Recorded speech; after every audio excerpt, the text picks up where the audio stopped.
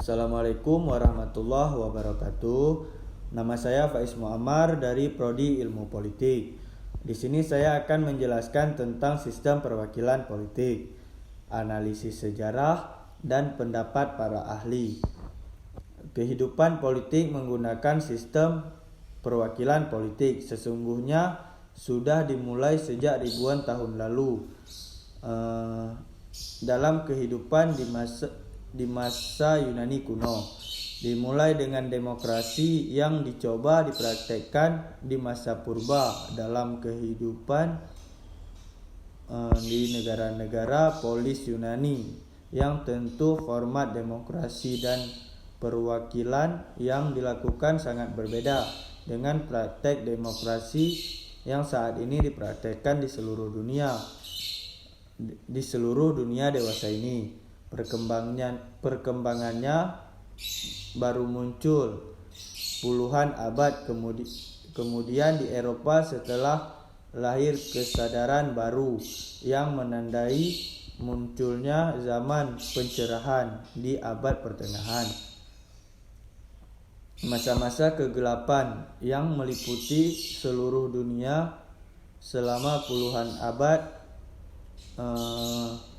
perlahan tergantikan dengan lahirnya pemikiran-pemikiran baru yang memadai. Perlahan tergesernya masa-masa perbudakan dan kekuasaan tirani kerajaan dengan dua kekuasaan dalam satu pedang tunggal antara imperium dan gereja dengan sebutan Caecas Ropapisme. Beberapa abad kemudian demokrasi bertumbuh subur di daratan Eropa, dan di masa-masa akhir abad ke-18 hingga menuju ke pertengahan abad ke-20 demam demokrasi melanda hampir seluruh dunia, termasuk negara-negara yang melepaskan diri dari kolonialisme, termasuk juga Indonesia. Menurut para ahli, ada beberapa persamaan di samping perbedaan yang menjolok dari pemikiran tokoh kenegaraan Thomas Hobbes dan John Locke. Antara lain bertolak dari pengandaian yang sama, yaitu mendirikan negara berarti melepaskan beberapa hak kepada negara. Hak mereka yang masih tersisa menjadi pembatas bagi kekuatan negara. Oleh karena itu, Thomas Hobbes dan John Locke terkenal sebagai pencetus awal negara hukum atau konstitusi.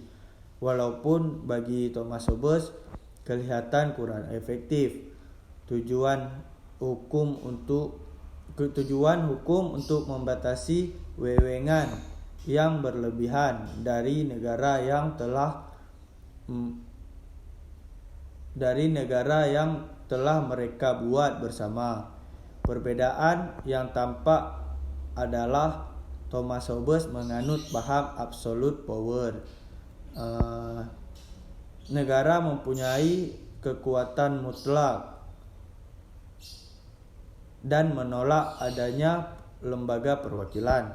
Sedangkan John Locke membenarkan lembaga perwakilan yang dibaginya dalam 3 badan, yaitu legislatif, eksekutif, dan yudikatif.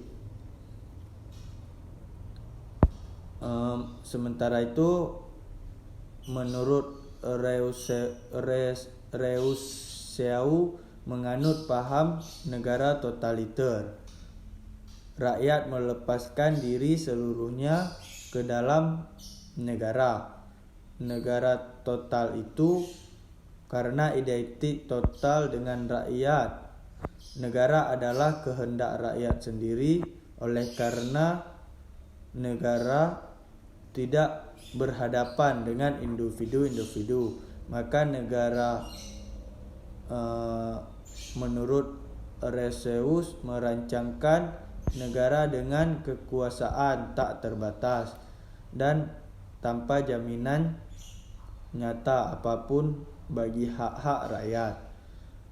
Keadaan ini mencerminkan persamaan pendapat antara Rousseau dengan Thomas Hobbes, yaitu kekuasaan tanpa batas.